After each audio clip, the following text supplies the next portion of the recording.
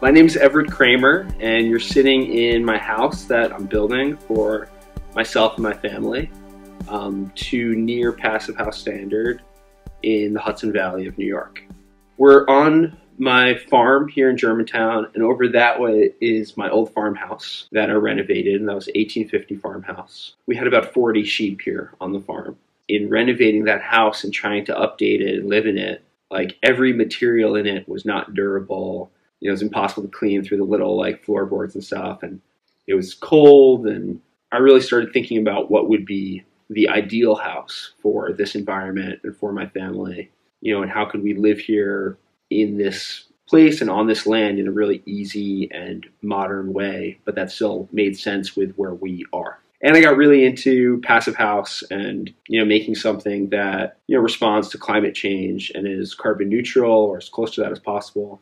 So I started thinking about like a modern farmhouse, or a farmhouse of the future is what I'm calling it now. I have a really amazing team of carpenters that have been with me on the project since really day one. Adam Steenek, Stu Rappin, and Ryan Voll, and they've been amazing since the very beginning. I'm also working with Kramer Silkworth at Bowcraft Engineering, and he's the Passive House consultant who's been hugely helpful from the design stage to now. And Nick at 475 has been a really big help with all the air sealing details and products and guiding me through that.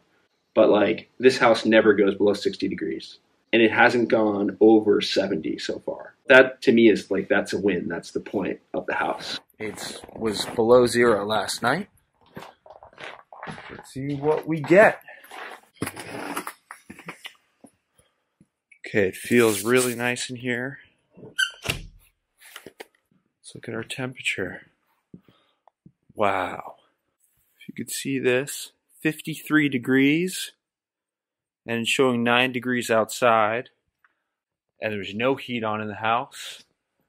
A lot of this, I think, is really because of the air tightness, as well as dense packed cellulose, 13 inches, and we've got 16 inches in the ceiling.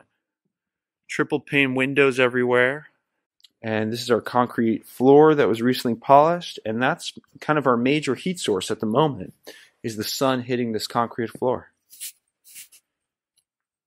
So it was a long process. At the beginning of designing this house, I just watched a ton of videos and read a ton of different information. I watched all of the 475 videos, including Ben Fried's pole barn house video. That was one of the first ones. And since I've never built a house before, and I wanted to build this super high performance home, how can I make that easy for myself? Start to think just what's the simplest shape that I can make the house. What we landed on was just 3 shed roof volumes that are connected in different ways. And the shed roof is basically as simple a building as you can make.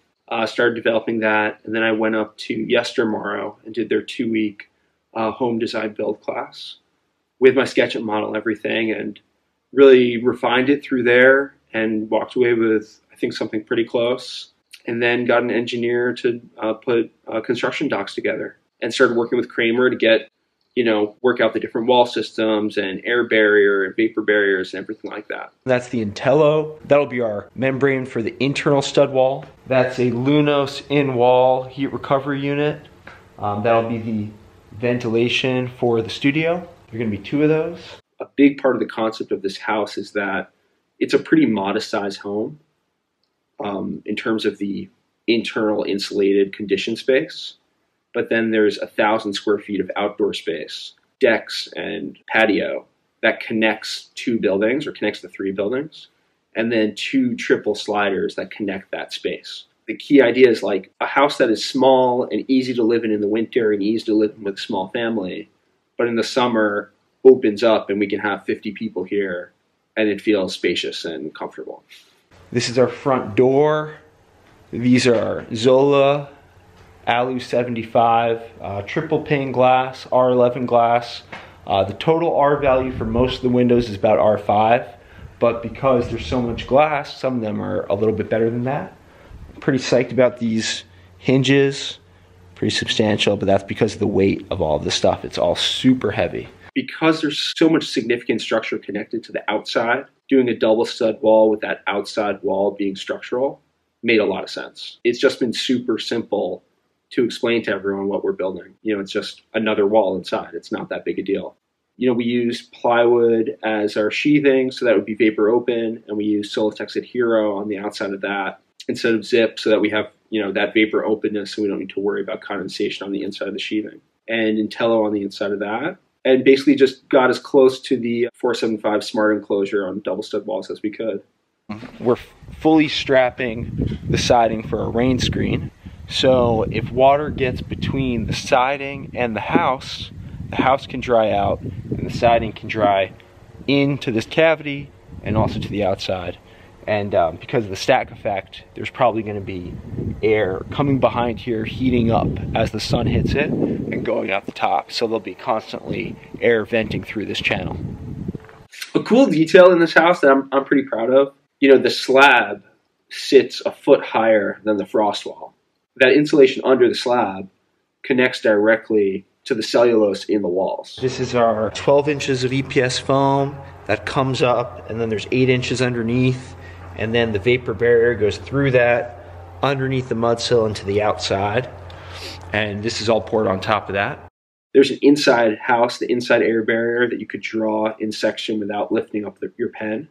And then the outside barrier that you could draw in section without lifting up your pen.